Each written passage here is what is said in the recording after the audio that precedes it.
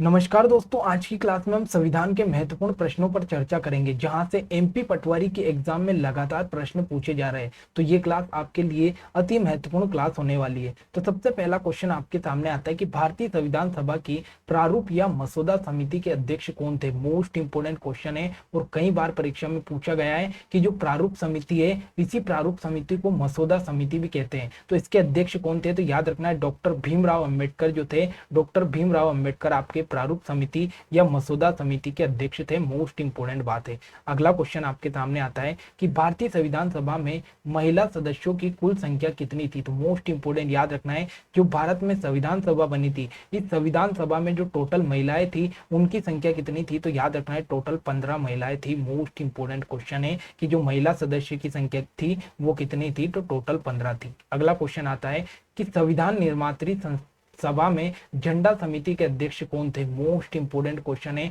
कि जो संविधान निर्मात्री सभा थी, इसमें जो झंडा समिति थे, इस झंडा समिति के अध्यक्ष कौन बनाए गए थे, तो डॉक्टर राजेंद्र प्रसाद को झंडा समिति का अध्यक्ष बनाया गया था। अगला, भारतीय संविधान में नवी अनुसूची परिवर्धित हुई। मोस्ट इंपोर्टेंट क्वेश्चन है कि जो भारत का संविधान है, इस भारत के संविधान में जो नवी अनुसूची है, इस नवी अनुसूची को कब जोड़ा गया। तो याद रखना है भारत के संविधान में प्रथम संविधान संशोधन सन 1952 में हुआ और इसी प्रथम संविधान संशोधन के तहत यहाँ पर नवी अनुसूची जोड़ी गई। और नवी अनुसूची में किसका वर्णन है, तो नवी अनुसूची में भूमि सुधार का वर्णन है। भूमि सुधार से संबंधित है आपकी नवी अनुसूची। तो ये बात भी आपको याद रखनी है। अगला क्वेश्चन आता है कि संविधान पांडुलेखन समिति निम्नलिखित में से कौन सदस्य नहीं था। मोस्ट इंपोर्टेंट क्वेश्चन है कि जो संविधान की पांडुलेखन समिति है, और दोस्तों इसी पांडुलेखन समिति को क्या बोला जाता है, प्रारूप समिति बोला जाता है। तो पांडुलेखन समिति का सदस्य कौन नहीं था, तो अगर हम बात करें तो मोहम्मद सादुल्ला थे, के मुंशी थे, के अय्यर थे, जबकि जवाहरलाल नेहरू जो थे, ये जवाहरलाल नेहरू आपकी पांडुलेखन समिति के सदस्य नहीं थे। अगला क्वेश्चन आता है कि संविधान सभा के कितने उपस्थित सदस्यों ने संविधान पर हस्ताक्षर किए। तो मोस्ट इंपोर्टेंट क्वेश्चन याद रखना है ना कि संविधान सभा की हम बात करें तो इसमें टोटल 308 सदस्य थे, 308 सदस्य थे। लेकिन बात करें कितने ने हस्ताक्षर किया, तो मात्र 284 लोगों ने ही जो आपका संविधान है, इस संविधान पर हस्ताक्षर किया। 284 लोगों ने हस्ताक्षर किया है। ठीक है। अगला, संविधान के किस भाग में संविधान संशोधन की प्रक्रिया का उल्लेख है। मोस्ट इंपोर्टेंट क्वेश्चन है दोस्तों। अगर हम बात करें तो संविधान का जो भाग 20 है, इस भाग 20 में अगर हम बात करें तो भाग 20 में किसका वर्णन है, तो संविधान संशोधन का वर्णन है। फिर आपसे पूछे कि संविधान संशोधन का जो वर्णन है वो कौन से आर्टिकल में है, तो आर्टिकल की अगर पूछे तो 368 जो आर्टिकल है, इस 368 आर्टिकल में आपका संविधान संशोधन की बात की गई है। ठीक है। अगला क्वेश्चन, संविधान सभा के उद्देश्य प्रस्ताव किसने प्रस्तुत किया। मोस्ट इंपोर्टेंट क्वेश्चन है कि जो संविधान सभा है, इस संविधान सभा में जो उद्देश्य प्रस्ताव है ये कौन लेकर आए, तो याद रखना है जवाहरलाल नेहरू जो थे, इन जवाहरलाल नेहरू ने संविधान सभा में उद्देश्य प्रस्ताव पारित किया, या सॉरी उद्देश्य प्रस्ताव प्रस्तुत किया। अगर हम बात करें कब किया, तो ये 13 दिसंबर सन 1946 को आपको जवाहरलाल नेहरू जो थे ये उद्देश्य प्रस्ताव लेकर आए। अगर बात करें सच्चिदानंद सिन्हा की, तो ये संविधान सभा के अस्थायी अध्यक्ष थे। अस्थायी अध्यक्ष कौन थे, तो सच्चिदानंद सिन्हा थे। अगला, दल बदल के आधार पर निर्वाचित सदस्यों की अयोग्यता संबंधित विवरण संविधान की किस अनुसूची में। मोस्ट इंपोर्टेंट क्वेश्चन है कि जो दल बदल से संबंधित प्रावधान है ये संविधान की किस अनुसूची में है, तो याद रखना है अनुसूची 10 है। इस अनुसूची 10 में क्या बताया गया, दल बदल के बारे में बताया गया। फिर बात करें नवी अनुसूची में, तो नवी अनुसूची में भूमि सुधार से संबंधित प्रावधान है, भूमि सुधार से संबंधित प्रावधान है। फिर आपसे पूछे 8वीं अनुसूची में क्या है, तो भाषा से संबंधित जो प्रावधान है ये 8वीं अनुसूची में। फिर आपसे पूछे 11वीं अनुसूची में, तो पंचायत से संबंधित जो प्रावधान है ये 11वीं अनुसूची में बताए गए। तो ये इतने इंपोर्टेंट अनुसूची आपको याद रखनी है। अगला, संविधान सभा द्वारा अंतिम रूप से पारित संविधान में कुल कितने अनुच्छेद है। मोस्ट इंपोर्टेंट क्वेश्चन है कि दोस्तों जब आपका संविधान बनकर तैयार हो गया था और जब संविधान पारित हुआ था तो उस समय कितने अनुच्छेद थे, तो याद रखना है टोटल 395 उस समय अनुच्छेद है और 8 अनुसूचियां उस टाइम पे थी। लेकिन प्रेजेंट टाइम की बात करें तो टोटल 12 अनुसूचियां है और 400 से भी ज्यादा आपके यहाँ पर अनुच्छेद बनाए जा चुके। तो 395 अनुच्छेद और 8 अनुसूचियां थी जब संविधान बनकर तैयार हुआ था।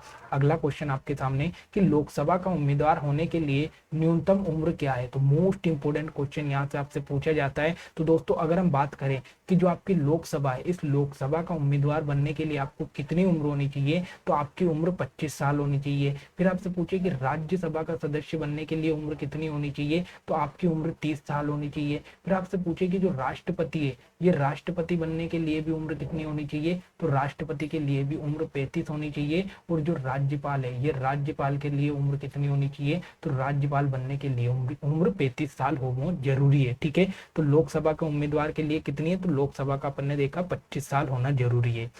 अगला क्वेश्चन, निम्नलिखित में से राष्ट्रपति किसकी नियुक्ति नहीं करते। तो दोस्तों अगर हम बात करें तो ये अल्पसंख्यक के सदस्यों की नियुक्ति करते, भाषा आयोग के सदस्य की नियुक्ति करते और राज्यपाल की नियुक्ति करते। जबकि अगर मुख्यमंत्री की बात करें तो मुख्यमंत्री विधानसभा के बहुमत दल का सदस्य होता है और इसकी जो नियुक्ति है राज्यपाल करता है, राज्यपाल करता है। तो यहाँ पर जो मुख्यमंत्री, इसकी नियुक्ति आपका राष्ट्रपति नहीं करते। ऑप्शन नंबर ए इसका राइट आंसर है। अगला, संपूर्ण भारतीय संविधान के निर्माण में संविधान सभा को कितना टाइम लगा। तो याद रखना है, जो पूरा संविधान बनाया उसमें जो भारतीय संविधान सभा है, इसको 2 वर्ष 11 महीने और 18 दिन का समय लगा। 2 वर्ष 11 महीने 18 दिन का समय लगा और साथ ही 63 लाख रुपए का खर्चा भी हुआ, 63 लाख रुपए का खर्चा भी हुआ। अगला क्वेश्चन, राष्ट्रपति का रिक्त स्थान भर लिया जाना होता है। मोस्ट इंपोर्टेंट क्वेश्चन है दोस्तों। अगर किसी कारणवश जो राष्ट्रपति है, इस राष्ट्रपति की मृत्यु हो जाती है, और राष्ट्रपति की अगर मृत्यु हो जाती है या फिर राष्ट्रपति त्यागपत्र दे देता है, तो इस स्थिति में 6 महीने के अंदर अंदर जो राष्ट्रपति का पद है, इस राष्ट्रपति का पद भरा जाना चाहिए। और दोस्तों अगर किसी कारणवश राष्ट्रपति की मृत्यु हो गई या राष्ट्रपति का पद खाली हो गया, तो उसे कौन संभालता है, तो उसे उपराष्ट्रपति संभालता है, उसे उपराष्ट्रपति ही संभालता है। अगला, संविधान के दोनों सदनों की संयुक्त बैठक का प्रावधान किसमें है। दोस्तों अगर संविधान के दोनों सदस्य की सदन की बात करें तो कौन कौन से, एक तो लोकसभा, एक राज्यसभा, और इन दोनों की जो संयुक्त बैठक है, साथ साथ बैठक है, उसका प्रावधान अनुच्छेद 108 में दिया गया, अनुच्छेद 108 में दिया गया है। अगला, संविधान का अनुच्छेद 123 किससे संबंधित है। तो याद रखना, जो अनुच्छेद 123 है, इसमें जो राष्ट्रपति है, इस राष्ट्रपति के अध्यादेश के बारे में बात की गई। मोस्ट इंपोर्टेंट क्वेश्चन है कि राष्ट्रपति के अध्यादेश के बारे में किसमें बात की गई, तो अनुच्छेद 123 में बात की गई। मोस्ट इंपोर्टेंट क्वेश्चन है। अगला, भारतीय संविधान की 6ठी अनुसूची किन राज्यों में अनुसूचित क्षेत्रों और अनुसूचित जनजातियों के प्रशासन और नियंत्रण से संबंधित है। तो याद रखना है, जो भारतीय संविधान की 6ठी अनुसूची है, ये 6ठी अनुसूची में क्या बताया गया कि जो असम, मेघालय, त्रिपुरा और मिजोरम है, इस असम, मेघालय, त्रिपुरा और मिजोरम में जो जनजाति क्षेत्र है, इन जनजाति क्षेत्रों के प्रशासन और नियंत्रण के बारे में यहाँ पर प्रावधान बताया गया। मोस्ट इंपोर्टेंट क्वेश्चन आपसे पूछ सकता है। अगला क्वेश्चन, राज्यों के राज्यपालों की केंद्र द्वारा नियुक्ति का प्रावधान किस देश के संविधान से लिया गया। मोस्ट इंपोर्टेंट क्वेश्चन है कि प्रत्येक राज्य में एक राज्यपाल होगा और उनकी जो नियुक्ति है वो केंद्र के द्वारा की जाएगी। तो ये प्रावधान किसमें है, तो याद रखना ये कनाडा के संविधान से लिया गया, कनाडा के संविधान से लिया गया। मोस्ट इंपोर्टेंट क्वेश्चन है। अगला, इंडिया अर्थात भारत राज्यों का एक संघ होगा, यह संविधान के किस अनुच्छेद में। मोस्ट इंपोर्टेंट क्वेश्चन है कि जो आपका भारत है, इस भारत का नाम इंडिया होगा, यह भारत होगा, ये इंपोर्टेंट बात हुई। और भारत राज्यों का संघ है, ये किस अनुच्छेद में बताया गया, तो ये अनुच्छेद 1 में बताया गया। मोस्ट इंपोर्टेंट क्वेश्चन है, अनुच्छेद 1 में बताया गया कि इंडिया अर्थात भारत राज्यों का एक संघ होगा। अगला क्वेश्चन, भारतीय संविधान के किस अनुच्छेद में नागरिकता संबंधित प्रावधान है। मोस्ट इंपोर्टेंट क्वेश्चन है कि भारत के कौन से अनुच्छेद है जिसमें आपका नागरिकता से संबंधित प्रावधान है। तो याद रखना है, जो अनुच्छेद 5 से लेकर 12 है, इस 5 से लेकर 11 तक जो अनुच्छेद है, इनमें किसके बारे में वर्णन है, तो नागरिकता के बारे में वर्णन है। अगला, निम्नलिखित में से किन अनुच्छेदों द्वारा भारतीय संविधान नागरिकों को मूल अधिकार निश्चितता प्रदान करते। मोस्ट इंपोर्टेंट क्वेश्चन है। तो आपसे सीधा सीधा क्वेश्चन पूछेगा कि जो मूल अधिकार या मौलिक अधिकार का प्रावधान है, ये किन अनुच्छेद में है। तो अनुच्छेद 12 से लेकर 35 तक की अगर हम बात करें तो 12 से 35 तक जो अनुच्छेद है, इसमें मूल अधिकार के बारे में बताया गया। अगला, नौकरियों तथा शैक्षणिक संस्थाओं में कमजोर वर्ग के लिए आरक्षण उपलब्ध कराने के लिए केंद्र सरकार को संविधान का कौन सा अनुच्छेद अधिकार प्रदान करता है। मोस्ट इंपोर्टेंट क्वेश्चन है कि अगर कोई भी कमजोर वर्ग है और कमजोर वर्ग को अगर नौकरियों तथा शैक्षणिक संस्थाओं में आरक्षण देना होता है, तो ये बात किसमें की गई, तो अनुच्छेद 16 में बताया गया कि कमजोर वर्ग को जो केंद्र सरकार है ये आरक्षण दे सकती है।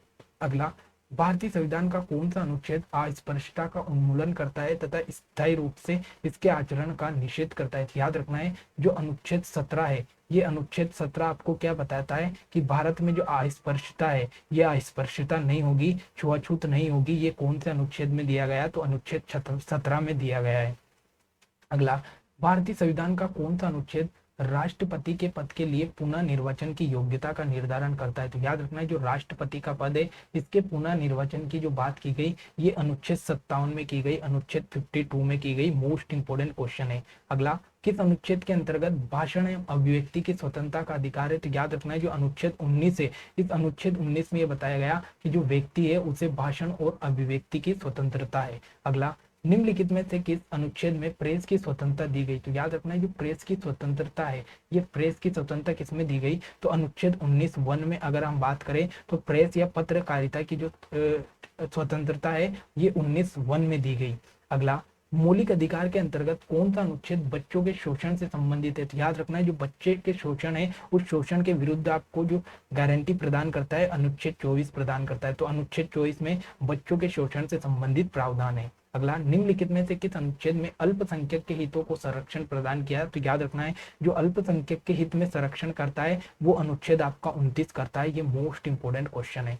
तो दोस्तों ये आज के मोस्ट इंपोर्टेंट क्वेश्चन थे आपके भारतीय संविधान के, जिसमें हमने कुछ इंपोर्टेंट आर्टिकल, कुछ इंपोर्टेंट भाग और संविधान सभा के बारे में जाना है। आशा करता हूँ कि क्लास अच्छी लगेगी। अगर क्लास अच्छी लगे तो लाइक, कमेंट, शेयर करना ना भूले। मिलते हैं अगली क्लास में। जय हिंद, जय भारत।